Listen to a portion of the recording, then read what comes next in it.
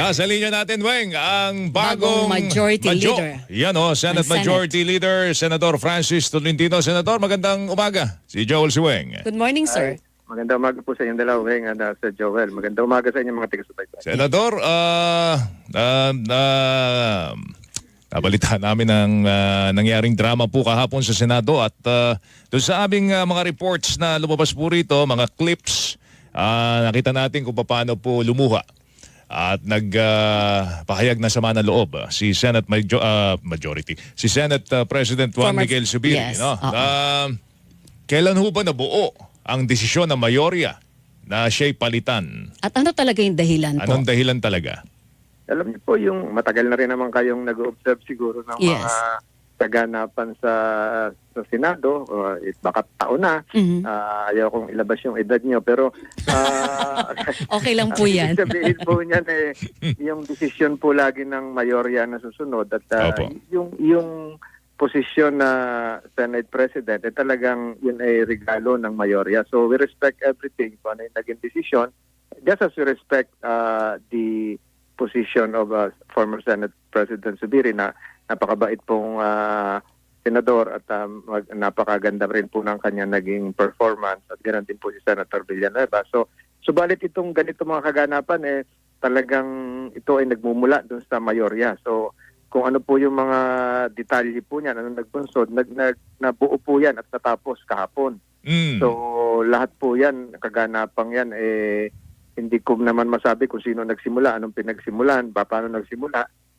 We leave it at that. So bahagi na po siguro yan ng demokrasya natin na anything can happen, anything would rely on the will of the majority. Pero Senador, kayo po, personal, anong dahilan ninyo? Bakit kayo lumagda at nagdesisyon na kinakailangan po natin ng bagong Senate President?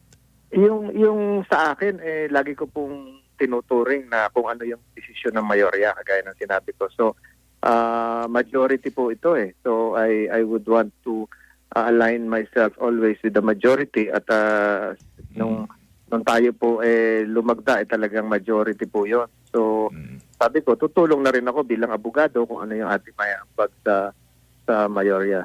Pero personally, wala po kayong disgusto, discontent sa pamumuno ni Zubiri? Wala pong I cannot comment on that. Sabi ko nga, napakabait Opo. Kaibigan ko rin. Tinulungan ko rin po nung kampanya niya. Oo. Na kahit papaano, tumulong po tayo sa Tagaytay, sa Cavite, kay Senator Zubiri. At naniniwala po ko sa kanya. So you went along with the numbers na lang, Senator Tolentino? Sa majority po. Opo. Alright. Ito lang ang mas magandang i-clarify kasi maraming naglulutang, Senator, alam kong ayaw niyo pong banggitin kung ano yung punot dulo nito. Siguro in deference na rin kay Senator Migs, hindi po ba? Pero ang paki-clarify lang po, mayroon po bang may kamay ba ito ng Malacanang, kumpas ng palasyo o wala? Kasi sinasabi Wala ako nakita. Wala ako nakita na wala namang kumausap sa akin na na kung sinong tiga Malacanang at hindi naman po dapat sila makialam dahil co-equal branch po ang Senado. So wala po ako nakitang ganong anggulo, pero igalang din po natin at respeto ang pananaw at saloobin ni Senator Zubiri. Okay. So where do we go from here? Bago na ang ating Senate President, ito na nga sa Senate? Papunta na nga ako ng Senado. Ako po yung nagbubukas na. At ako rin pala yung magsasara noon. Ngayon mo lang nalaman na majority leader na ganyan yung trabaho niyo, sir, ha?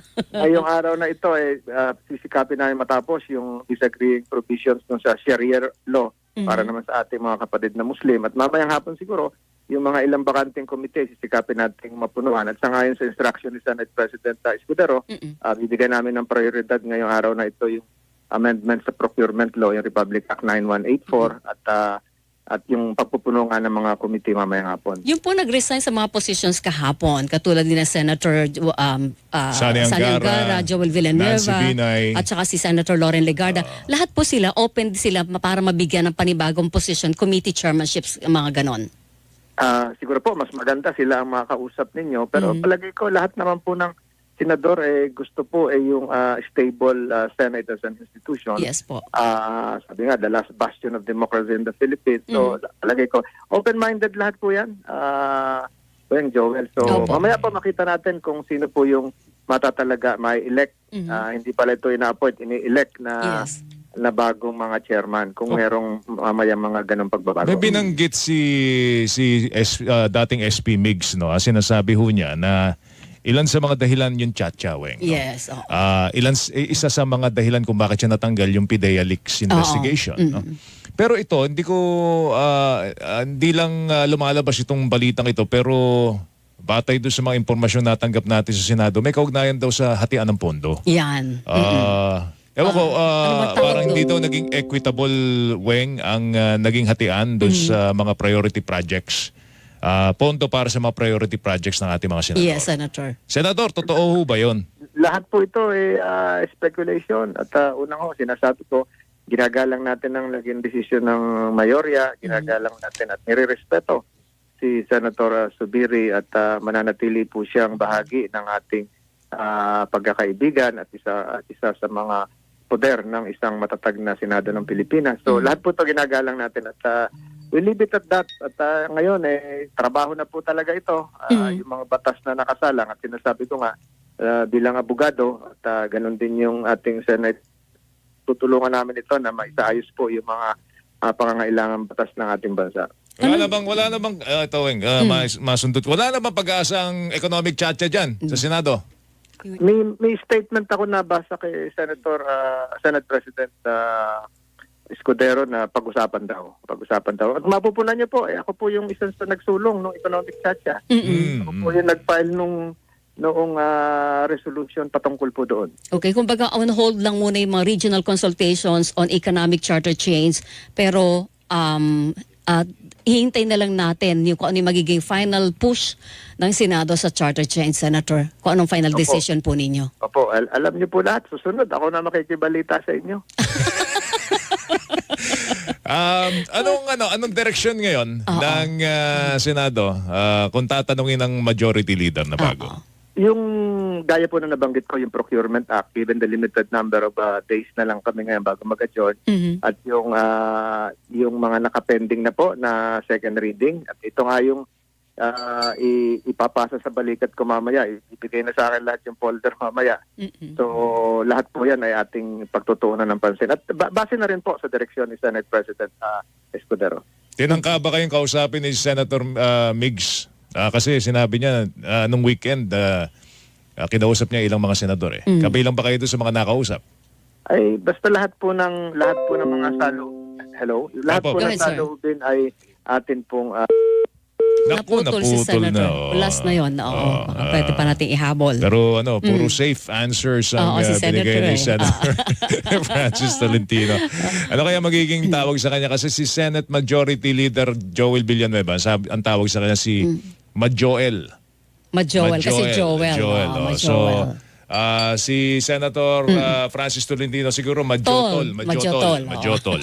Majotol. Ayun binigyan ka na namin, Senador. Baka yung mga bansag pwedeng gamitin yan. Majotol. Alright.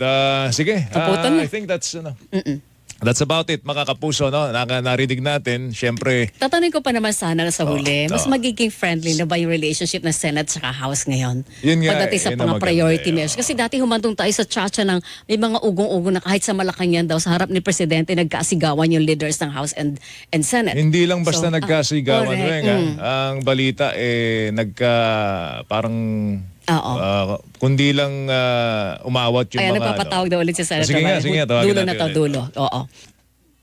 Tatawagin natin ulit para malaman natin na magiging friendly ba? Yes, kasi napakahalaga po nung relationship ng dalawang totoo yan, kapulungan. totoo yan. Medyo kasi kung naging hindi doon si eye to eye, ay mabibiktima. Naging hostage. maasim sa ilalim ng pamumuno ni Senator, hostage yung ni Senator priority Mix. No? measures. Okay. Okay, ayos na. Senator Majotol. naputol. Sir, meron ka ng bansag. Naputol po. May bansag ka na, ha? Senator Majotol. Si Senator Francis Tolentino, mga kapuso, ang Apo, bagong majority leader. Okay ba sa yun? Naubusan na tayo ng charge ng baterya. Tatanungin daw ni Weng sana sa Oo, iyo. sir, mas magiging friendly na ba yung relationship ng Senate at saka ng House ngayon? Considering na, si Senator Chis Escudero na yung nakaupo po. yan. Nagkaroon ng bagong shake-up sa Senate. Sa akin po, sa sarili kong pananaw, ganun po. Pareho din ka. dapat po ma-maintain yung gano'n. Sa katunayan po, ngayong alas 9, meron po akong pamiting ng patungkol doon sa Sharia Court na approve na ng House at ng Senate. So marami hong congressman ang dadalo ngayong alas 9 doon sa pamiting ko sa Senado. So palagay ko maganda ho ang relasyon kasi sa akin magkakasama naman isang legislatura po yan eh. At maasahan po natin ganun ang magiging direksyon. So mas gagana na po ang LEDAC. Dapat po at para sa bayan naman po yan eh. Hindi naman dapat mag-away yung dalawang kapulungan. Wala hong pupuntahan yon pag patuloy na nagbabangayan. Yun. Alright. O sige, yun lang. Senador, Pupunta Majotol. na sa Senate Majotol. may bagong pangalan sa susunod po. Ako na makikibalita sa inyo. Okay, Sige, sige. pupunta ka namin. Senador, mag-ingat ka. Thank you. Salamat po. Thank you, thank you. Magandang umaga. Salamat. Si bagong Senate Majority Leader Francis Tolentino, mga kapuso.